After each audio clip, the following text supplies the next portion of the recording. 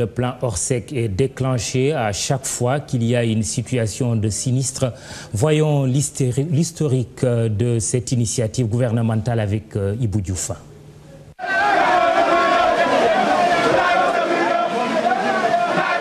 Les centaines de millimètres qui se sont abattus dans la capitale sénégalaise et à l'intérieur du pays ont causé d'énormes dégâts, caractérisés par des effondrements de maisons. À cela viennent se greffer des morts. Les autorités lancent du coup le plan Orsec pour secourir les sinistrés. Le plan Orsec national est destiné à faciliter la mobilisation et l'engagement rapide des moyens exceptionnels lorsque les moyens ordinaires des services publics de secours risquent de se trouver débordés par le nombre de victimes ou l'ampleur d'un événement accidentel ou catastrophique. Pour ce faire, le recensement de l'ensemble des matériels, équipements, véhicules appartenant aux services publics et aux organismes privés susceptibles d'être utilisés le moment venu et effectué par les autorités administratives.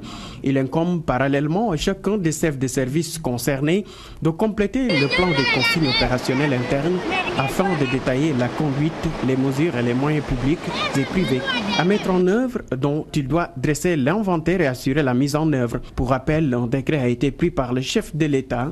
Décret numéro 93-1288 du 17 novembre 1993 adoptant le plan national d'organisation des secours Orsec. Le plan national Orsec comprend un état-major de commandement,